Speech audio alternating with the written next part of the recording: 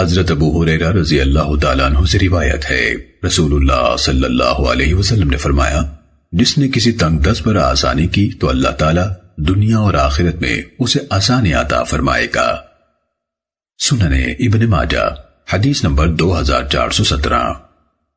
حضرت بریدہ بن حصیب اسلمی رضی اللہ تعالیٰ عنہ سے روایت ہے، نبی صلی اللہ علیہ وسلم نے فرمایا، جو شخص کسی تنگ دست کو مہلت دیتا ہے اسے ہر روز صدقے کا ثواب ملتا ہے، اور جس نے واجب الادا ہونے کے بعد مزید مہلت دی اسے بھی یہی ثواب ملتا ہے، یعنی ہر روز صدقے کا ثواب ہوتا ہے۔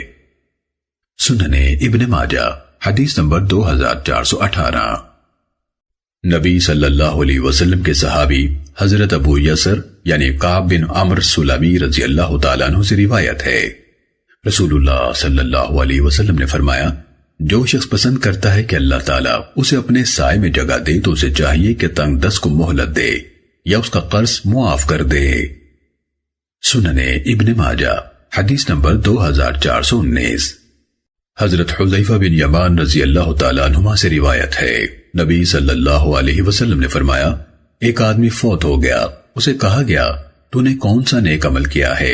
اسے یاد آ گیا یا یاد دلایا گیا تو اس نے کہا، میں سکے اور نقدی میں چشم پوشی کرتا تھا اور تنگ دست کو قرض کی ادائیگی میں مہلت دے دیا کرتا تھا، اللہ تعالیٰ نے اسے معاف کر دیا۔ حضرت ابو مسعود رضی اللہ تعالیٰ عنہ نے فرمایا، میں نے بھی رسول اللہ صلی اللہ علیہ وسلم سے یہ حدیث سنی ہے۔ سنن ابن ماجہ حدیث نمبر 2420۔